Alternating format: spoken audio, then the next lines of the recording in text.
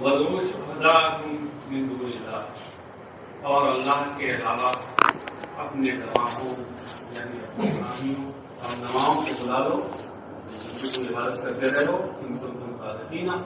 ہاں آگے ہے کہ وَلَمَّا عَجَزُوا عَن ذَلِكَ، اور جب وہ اس سے عاجز رہے قال تعالیٰ، تو ارشاد والی ہوا فَإِن لَّمْ تَفْعَلُوا، فَإِن لَّمْ تَفْعَلُوا، اگر تم یہ نہ کر سکو، اس ان کا جواب آگے ہے فَاتَّقُوا النَّارَ الَّتِي وَقُودُهَا النَّاسُ وَالْحِجَارَةُ، تو اس آگ سے ڈرو، اس آگ سے بچو یا اس آگ سے ڈرو کہ جس کا ایندھن انسان اور پتھر ہیں۔ اور بیچ میں ولن تفعلوا یہ جو جملہ آ گیا، یہ جملہ معترضہ کے طور پر ہے، یہ بتانے کے لیے کہ تم سے ہرگز یہ نہ ہو سکے گا۔ یہ جملہ معترضہ ہے جو شرط اور جزا کے درمیان۔ جملہ معترضہ اسی کو کہتے ہیں کہ جس کا ماقبل و مابعد سے اعرابی تعلق ہو، تو کبھی موصوف صفت کے درمیان آ جاتا ہے، کبھی مبتدا خبر کے درمیان آ جاتا ہے، کبھی شرط اس کی جزا کے درمیان آ جاتا ہے، وغیرہ وغیرہ۔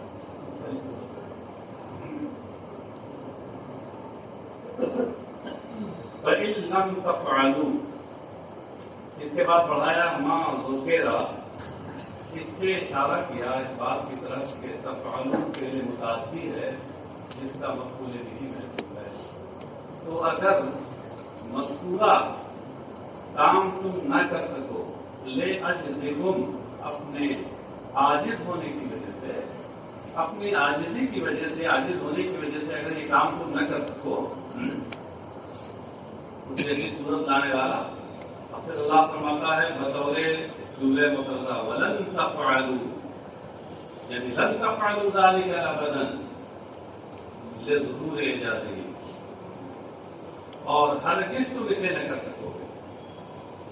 یہ ذَلِكَ جو بڑھایا ہے یہ بتانے کے لیے کہ لن تفعلوا جو فعل متعدی ہے اس کے لیے مفعول چاہیے، عبادت میں نہیں ہے، محذوف ہے، اور حذف پر سے آپ کی عبادت کو دلیل ہے۔ اور ابداً یہ انہوں نے اشارہ کیا ہے لن کے معنی کی طرف، تو مطلب کیا ہوا، یہ تاکید اور کہیں کہیں تعلیم کے لیے بھی آتا ہے نا، تو مطلب کیا ہوا کہ تم یہ کام ہرگز نہ کر سکو گے، کبھی نہیں کر سکو۔ کیوں؟ لظہور اعجازہ، کیونکہ اس کا معجزہ ہونا ظاہر ہے۔ میرے اس کلام قرآن کریم کا معجزہ ہونا ظاہر ہے، اور جو معجزہ ہوتا ہے تو عام آدمی اس کے کرنے پر قادر نہیں ہوتا۔ اعتراض یعنی هذا اعتراض، هذه جملة معترضة، اسے لکھا ہے کہ اعتراض ہے جملة معترضة بین الشرط والجزم۔ مفہوم سمجھ میں آ گیا؟ فاتقوا، تو تم بچو، کس سے بچو؟ النار، یہ نارا مفعول بھی ہے۔ اب یہاں آگ سے اور نار جہنم سے بچنے کی صورت کیا ہوگی؟ بالایمان باللہ وانہ لیس من کلام البشر، اس میں انہ لیس من کلام البشر، اس کا عکس اس میں دلالت ہو ہے۔ تو ترجمہ یہ ہوگا کہ اللہ پر ایمان لا کر، اور اس پر ایمان لا کر کہ یہ قرآن کسی انسان کا کلام نہیں ہے، اس پر ایمان لا کر تم نار جہنم سے بچو۔ التی وقودها الناس، یہ التی موصول اپنے صلہ کے ساتھ مل کر نار کی صفت ہے۔ اس نار سے بچو کہ جس کا ایندھن الناس الکفار والحجارۃ کاصنامہم منہا، جس کا ایندھن انسان ہے، انسان کی تفسیر کی الکفار سے، یہ اشارہ کیا کہ اس میں الف لام لہجہ خارجی کا ہے۔ الناس تمام انسان مراد نہیں ہے، بلکہ انسانوں کے خاص افراد مراد ہیں، وہ ہیں کفار، جس کا ایندھن کفار ہے۔ والحجارۃ، اور پتھر पत्थर उनका ईंधन है। ये कौन से पत्थर? पहाड़ वाले, यही सब। हाँ, अरे ये नहीं, हिंदुस्तान में तो बहुत मिल जाते हैं, कहीं भी जो फव्वारा देख लेते हैं हाँ? वही, वो भी जलाए जाए। इन आबिदों के साथ उनके माबूदों को भी जलाया जाए। आप सोचते होंगे पत्थरों को जलाने से क्या फायदा? पत्थर तो बेहिस होते हैं, उनके जलाने से क्या फायदा? जानते क्या फायदा है? ये फायदा होगा कि उन आबिदों और बुतपरस्तों के अजाब में और इजाफा होगा कि देखो तुम तो जल ही रहे हो, और जिनको तुम समझते थे कि ये हमारे माबूद हैं और ये हमें परेशानी से बचाएंगे, ये भी देखो जल रहे हैं। तुम्हारे साथ तुम्हारे माबूद, तो इस तरीके से उनके अजाब में और इजाफा हो जाएगा। मतलब क्या है? उस आग से बचो जिसका ईंधन इंसान और पत्थर है। यानी अन्नहा मुफलितुल हरारती तुत्तक़दु बिमा ज़ुकिरा ला कनारि दुनिया तुत्तक़दु बिल हतबि व नारि। यानी ये जो जहन्नम की आग है, ये इंतहाई गर्म है। मुफलिता, याफरत युफ्रित इफरात, बादी फाल से। इफरात का माना मुबालगा और कसीर होता है। कसीरुल हरारत, मुबालगतु फिल हरारत, इंतहाई गर्म है यार। ये मज़कूरा वाला चीजों से इसको रोशन किया जाता है, यानी इंसानों को और इनके माबूदों को उसमें ईंधन बनाया जाता है, उससे इनको जलाया जाता है। ऐसा ला कनारि दुनिया, ये दुनिया की आग की तरह नहीं है जिसको लकड़ी वगैरह से जलाया जाता है। उइद्दत लिल काफिरीन, इज्जत के बाद बढ़ाया हुई है, इससे तो लग़वी माना का माना तैयार करना। ये काफिरों के लिए तैयार की जा चुकी है। इसमें रद्द हो गया मुतज़िला का, जो कहते हैं कि जहन्नम और जन्नत कभी मखलूक नहीं हुई, पैदा नहीं हुई है, जब क़यामत आएगी तो पैदा। अल्लाह ताला फरमाता है उइद्दत लिल काफिरीन, ये काफिरों के लिए तैयार की जा चुकी है। अहले सुन्नत का अक़ीदा साबित होता है। युअज़्ज़बून बिहा, उनके लिए तैयार की जा चुकी है, जिसमें उन्हें अज़ाब दिया जाएगा, सजा दी जाएगी। अब ये उइद्दत लिल काफिरीन, ये तरकीब में क्या वाक़ है? कहते हैं जुमलतुन मुस्तानिफ़तुन औ हालुन लाज़िमतुन। या तो ये जुमले मुस्तानिफ़ा है। जुमले मुस्तानिफ़ा उस जुमले को कहते हैं जो किसी सवाल मुक़द्दर के जवाब में आए। तो सवाल मुक़द्दर यहाँ क्या होगा? असल में इससे पहले जो यह आया है कि फत्तक़ुन नार लती वक़ूदुहा अन्नास वल हिजारा, तो आग से बचो कि जिसका ईंधन इंसान और पत्थर है। अब यहाँ उसमें नास तो बिल्कुल बज़ाहिर तो आम है, इसलिए अब बज़ाहिर आम है, ये और बात एक मुराद खास है, जैसा कि बात वाले आयत से समझ में आता है। तो जाहिर को देखते हुए ये सवाल पैदा हुआ कि किसके लिए तैयार की गई? जवाब देगा काफिरों के लिए तैयार की गई। तो इस तरह सवाल मुक़द्दर का जवाब हो गया, और जो जुमला सवाल मुक़द्दर का जवाब हो वो जुमले मुस्तानिफ़ा कहलाता है। तो ये जुमला मुस्तानिफ़ा हो गया। अब हालुन लाज़िमतुन, या ये हाले लाज़िमा है।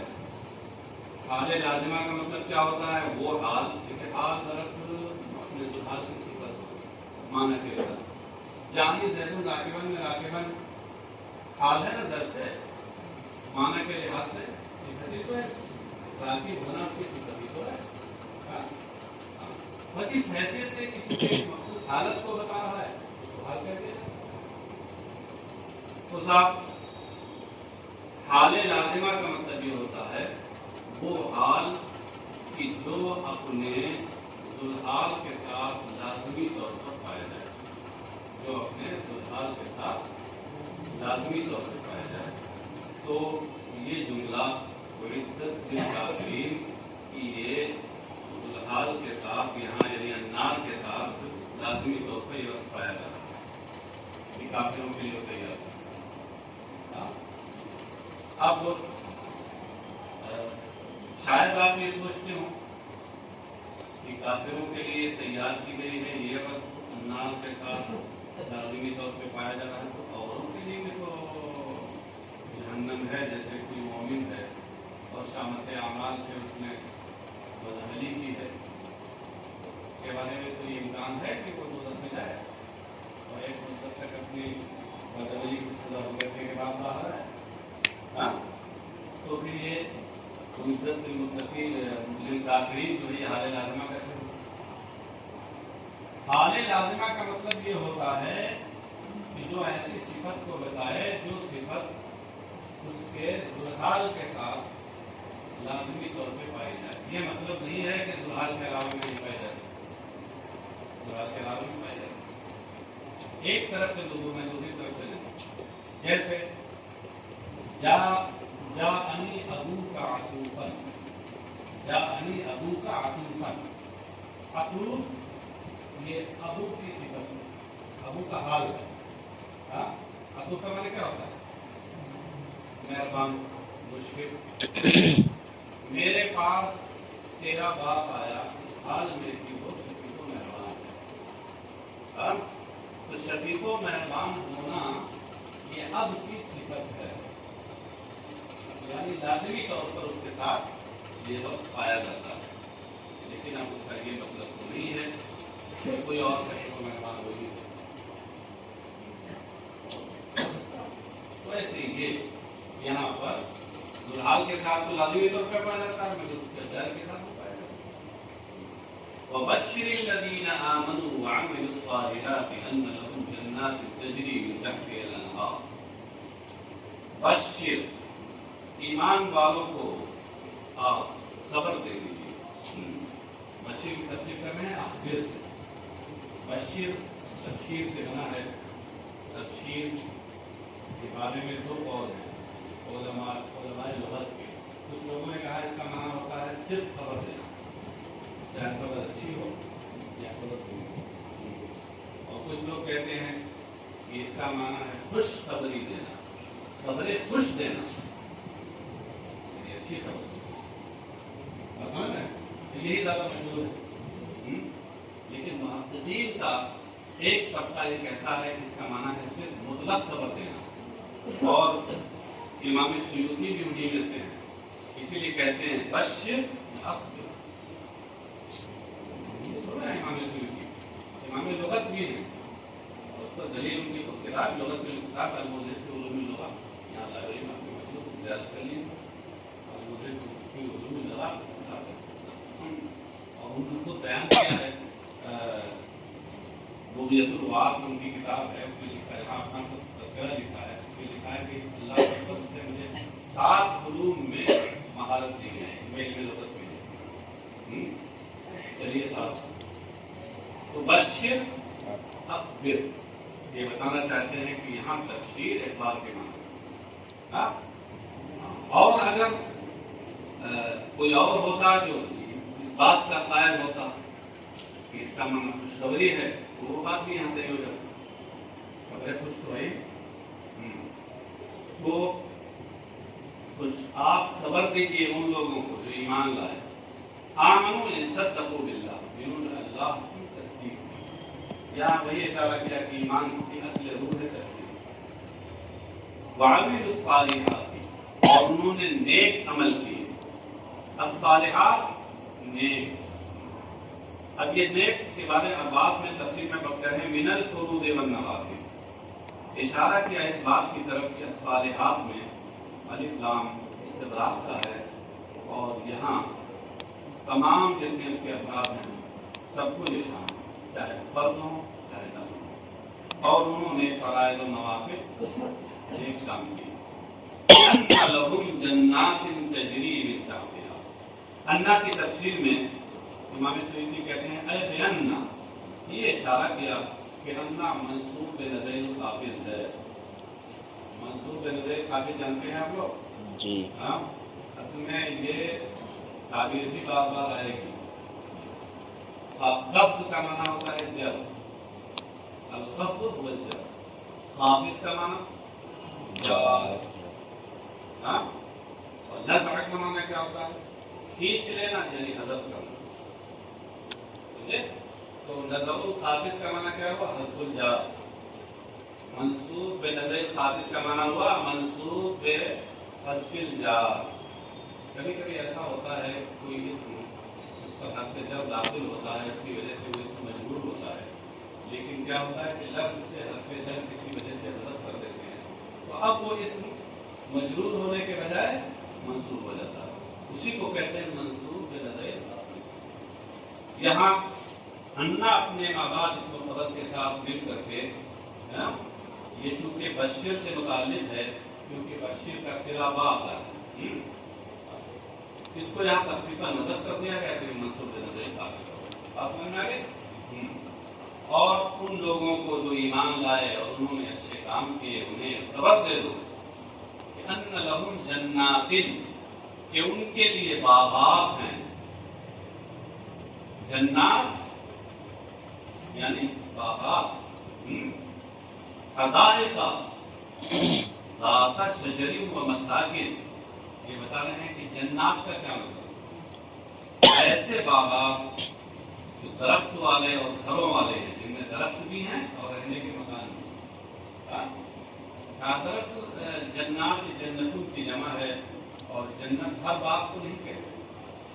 وہ باغ جہاں احاطہ بندی نہ ہو تو اس کو جنت نہیں کہتے. اچھا صاحب. تجری من تحتها الانہار، جن کے نیچے سے نہریں رواں. تجری من تحتها میں حاضری کا مطلب کیا ہے؟ کہتے ہیں تحت اشجارها و قصورها. تحت اشجارها و قصورها یعنی ان باغات کے درختوں کے اور محلوں اور محلات کے نیچے سے نہریں رواں. اشارہ اس بات کی طرف کیا کہ ظاہر سی بات ہے کہ منظر وہ زیادہ اچھا ہوتا ہے جبکہ وہاں باغ ہوں، محل ہوں، قریب میں ان کے نیچے سے نہر. ظاہر سی بات ہے کہ محل کے نیچے سے تو نہر رواں نہیں ہوتی، باغی کے نیچے نہر رواں ہوتی. اس لیے اشجارہا نکالا ہے، اور قصورہا کو قریب ہونے کی وجہ سے کو بھی ذکر کر دیا. یہاں پر دو طرح کی تعبیر کی جا سکتی ہے، توجیہ کی جا سکتی ہے. ایک تو یہ توجیہ یوں کی جا سکتی ہے کہ یہ بتانا مقصود ہے کہ یہاں مضاف محذوف. میں حاضمیر کا مطلب تو ہے وہی جنات، لیکن بعض سے مضاف من تحت اشجارہا قصورہا. اور یہ بھی ہو سکتا ہے کہ یہ بتانا چاہ رہے ہوں کہ ہا ضمیر کا مرجع یہاں پر خود اشجار و قصور ہے اور بطور استخدام ہے. استخدام کا مطلب کیا ہوتا ہے؟ آپ نے بالکل بدیعی میں پڑھا ہوگا استخدام کہ لفظ سے کوئی ایک معنی مراد لیا جائے اور اس کی طرف ضمیر لوٹا کر کے دوسرا معنی مراد. اس کو کہتے ہیں استخدام. تو یہاں لفظ جو جنات ہے اس سے اس کا معنی مشہور مراد دیا گیا حدائق ذات شجر و مساکن. اور پھر تحتہا میں جو ہا ضمیر وہ جنات کی طرف لوٹی تو وہاں جنات سے ایک دوسرا معنی مراد دیا گیا یعنی اشجار الجنات و قصور الجنات. سمجھے؟ یہ توجیہ بھی ہم الانہار جس کے نیچے سے نہریں رواں. نہر کسے کہتے ہیں؟ نہر تو اس محل اور جگہ کو کہتے ہیں، اس نشے کی جگہ کو کہتے ہیں جس میں پانی بہتا ہے. تو اس جگہ بہتی ہے کیا کہ پانی بہتا ہے؟ اور یہاں کیا ہے؟ بہنے کی اسناد نہروں کی طرف کرتی ہے، جگہوں کی طرف. تو اس لیے مفسر کہتے ہیں علم آبو فیہا. نہریں بھی بہتی ہیں، نہروں میں پانی بہتا ہے یعنی ضرب بول کر مضروب مراد ہے. اب اسے کیا کہیں گے علم بیان کی اصطلاح میں؟ مجاز مرسل بولا. لفظ بولا گیا اس کے معنی حقیقی مراد نہ لے کر معنی مجازی مراد دیا گیا. تو اس طریقے سے کیا ہو گیا؟ مجاز مرسل. اچھا اچھا، اور دوسری توجیہ وہ بھی ہو سکتی ہے کہ یہ کہا جائے کہ یہاں تجری میں جریون کی اسناد جو انہار کی طرف ہے یہ اسناد مجازی ہے، جیسا کہ خود اسی میں آگے کہہ رہے ہیں وہ اسناد الجری ہے مجاز، اور جریون یعنی بہنے کی اسناد اس کی طرف کرنا یہ مجاز ہے، ہاں یعنی مجاز ہے، اور تو مجاز ارے نہیں جی مجاز اسناد میں مجاز مرسل کہاں ہوتا ہے؟ کیا اور صاحب کوئی بولے جلدی سے، کچھ آپ بولیے تو ہم بولے تب کام کریں گے۔ ایک مجاز فی اسناد ہوتا ہے، اس کو مجاز عقلی کہتے ہیں، اور ایک مجاز فی اللغہ ہوتا ہے، مجاز لغوی، یہ لفظ جو ہوتا ہے یہ مجاز مرسل استعارہ مجاز لغوی کی مفرد کی، اور یہ جو اسناد مجازی ہے یہ اسناد کی۔ تو دو توجیہ ہو سکتی ہیں، اگر انہار میں آپ مجاز جاری کریں، انہار لفظ مفرد میں، تو مجاز مرسل ہوگا، اور اگر انہار کے بجائے تجری کی جو اسناد انہار کی طرف اس اسناد میں اگر آپ مجاز جاری کریں گے تو اسناد مجازی ہوگا، مجاز عقلی ہوگا۔ اسی کو انہوں نے کہا ہے وہ اسناد الجری ہے مجاز، اس کی طرف بہنے کی اسناد کرنا یہ اسناد مجازی ہے۔ یہی صاحب انہار نہر کی جمع ہے، نہر کسے کہتے ہیں؟ النہر هو الموضع الذي يجري فيه الماء، نہر تو وہ جگہ ہے جس میں پانی بہتا ہے، اور نہر جس میں پانی بہتا ہے اس کو نہر کیوں کہتے ہیں؟ کہتے ہیں لأن الماء ينهره أي يحفره، اس لیے کہ پانی اس کو کھودتا، پانی بہتا ہے، ہاں تو کھودتے ہوئے بھی تو چلتا ہے۔ ارے آپ دیکھیے گھاگرا ندی کو دیکھ لیجیے، جس میں سیلاب آتا ہے تو کس طریقے سے کٹائی کرتے کھودتی ہوئی جاتی ہے۔ نہر کا معنی کھودنا ہوتا ہے، اور مناسبت اس جگہ کو نہر کہنے میں یہ ہے کہ اس میں بھی کھدائی کا کام ہوتا ہے پانی کے ذریعے۔ كلما رزقوا منها من ثمرة رزقا قالوا هذا الذي رزقنا من قبل، جب جب انہیں اس میں سے کوئی پھل کھانے کو دیا جائے گا، رزقوا منها یعنی مطعموا من تلك الجنات، اس میں مطعموا یہ تفسیر ہے رزقوا کی، اور منہا کی تفسیر من تلك الجنات کر کے ضمیر کا مدد ہوتا ہے کہ منہا ضمیر کا مدد تلك الجنات، اور اس طریقے سے رزقوا منہا کا معنی ہوا كلما رزقوا من تلك الجنات من ثمرة رزقا، کہ جب انہیں ان جنتوں ان باغوں کے کسی قسم کے پھل کو کھانے کو دیا جائے گا، قالوا هذا الذي رزقنا هذا الذي رزقنا من قبل، تو وہ کہیں گے تو وہی ہے اس سے پہلے جو ہمیں دیا گیا تھا۔ ان کے وہی کہنے کا مطلب یہ ہے کہ اسی جیسا ہے۔ امام سیوطی کہتے ہیں اے مثل ما رزقنا، مثل ما رزقنا، مثل بڑھا کر کے اس بات کی جانب اشارہ کیا کہ یہاں مضاف مقدر ہے، یہ کہیے اگر آپ علم بیان علماء بیان کی زبان میں توجیہ کرنا چاہتے ہیں تو یہ کہیے کہ اس بات کی جانب اشارہ کیا کہ عبارت میں تشبیہ بلیغ ہے۔ تشبیہ بلیغ تشبیہ کو کیسے ہیں جس میں ادات تشبیہ اور وجہ تشبیہ محسوس ہے، کیونکہ ادات تشبیہ اور وجہ تشبیہ یہاں محسوس ہے، اس لیے یہ تشبیہ بلیغ ہے۔ ادات تشبیہ مثل کو نکال کر ادات تشبیہ کو بتایا ہے، اور آگے لتشابہ استعمالی تھا، یہ وجہ تشبیہ کی جانب اشارہ کیا۔ بات سمجھے؟ تو ترجمہ یہ ہوگا کہ جب کھانے کو ان کو کسی قسم کا پھل دیا جائے گا تو کہیں گے کہ یہ پھل تو اسی جیسا ہے کہ اس سے پہلے جو ہمیں دیا گیا، اس سے پہلے کہاں؟ دنیا میں کہ جنت میں؟ دونوں قول ہیں مفسرین کے، ان کے نزدیک مختار قول یہ ہے کہ قبل حصول جنت، یعنی اس سے پہلے جو جنت میں ہمیں پھل دیا گیا، اس پر یہ جو تفسیر انہوں نے کی قبل حصول جنت، قبلیت کو جنتی سے انہوں نے متعین کیا ہے۔ یہ کہ کیوں؟ اس کی طرف یہ تشابہ ہے سماریہ کہہ کر کے اس کی دلیل بھی ہے، اور ساتھ ہی ساتھ وجہ تشبیہ میں اشارہ بھی کیا ہے، کیونکہ جنت کے پھل ایک دوسرے کے مشابہ ہوں گے، جنت کے پھل ایک دوسرے کے مشابہ ہوں گے۔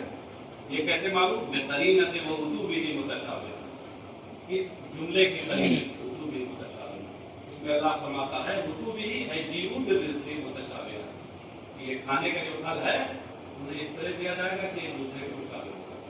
کیا مطلب ہے مشابہ ہونے کا؟ یعنی یشبہ بعضہ بعضا لونا ویختلف طعما، یعنی رنگ میں، رنگ و روغن میں تو وہ ایک دوسرے کے مشابہ ہوں گے، اور ذائقے اور مزے میں اور ان کی ازواج مطہرۃ ان کی خالدون، اور ان کے لیے اس میں پاکیزہ بیویاں ہوں گی. یہ حوریں بھی ہوں گی، حور کے علاوہ دنیا کی جو بیویاں ان کی ہیں ہاں وہ بھی ہوں گی. یہ سب پاکیزہ ہوں گی. پاکیزہ کس سے ہوں گی؟ مطہرۃ من الحیض کل قدر، حیض سے اور ہر گندی چیز سے، ہر گھناؤنی چیز سے. جیسے یہاں دنیا میں ہے تو انہیں حیض و نفاس کے مراحل سے گزرنا ہوتا ہے، لیکن جب آخرت میں اور جنت میں وہ ہوں گی تو حوریں ہوں یا نسائے دنیا ہوں، یہ سب کے سب اس سے پاک ہوں گی. وَهُمْ فِيهَا خَالِدُونَ مَاكِثُونَ أَبَدًا، وہ اس میں ہمیشہ ٹھہریں گے. لا يَفْنَوْنَ وَلَا يَخْرُجُونَ، نہ کبھی فنا ہوں گے اور نہ کبھی باہر